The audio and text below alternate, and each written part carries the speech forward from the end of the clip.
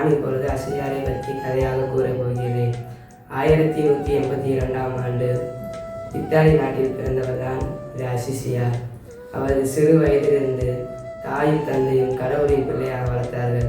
அவர் எப்பயுமே கோயிலுக்கு போகிற தவறவே மாட்டார். அப்படி தவறுனார்னா அவங்க வீட்டில் வந்து அவங்க அப்பா அம்மா அவருக்கு சாப்பாடே போட மாட்டார். அப்படி தான் அவர் இருந்தார். அவ்வளோ அப்படி பக்தியாக இருந்தனால தான் பெரிய ஆளாகவே ஆகிட்டார்.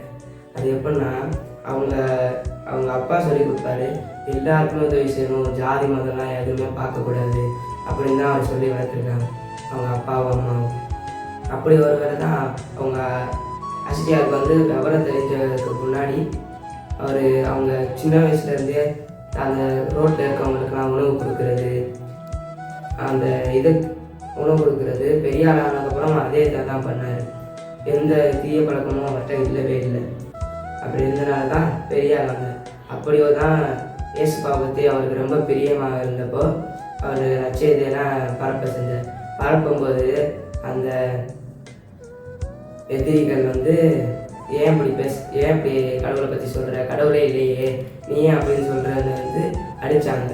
அடித்து போட்டுட்டு அவங்க வந்து ஒரு மூளைக்கு தள்ளப்பட்டுட்டார். அசிசியாரை தள்ளப்பட்ட பிறகும் அவர் வந்து வேறு நாட்டுக்கு எடுத்து போய் அங்கேயும் அவர் எதுவுமே செய்யாமல் ஜெபம் பண்ணுவார். டெய்லியும் ஜெபம் பண்ணுவார்.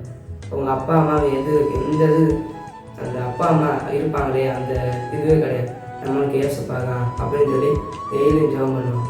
ஜெபம் பண்ணதுக்கப்புறம் அவர் ஜெபம் பண்ணிகிட்டே இருப்பார். அப்புறம் அப்போ தான் அந்த நாட்டிலேருந்து வெளியே வைப்பாங்க.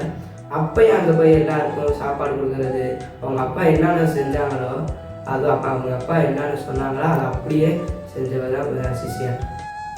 1227ஆம் ஆண்டு அவர் விண்ணகம் சென்றார்.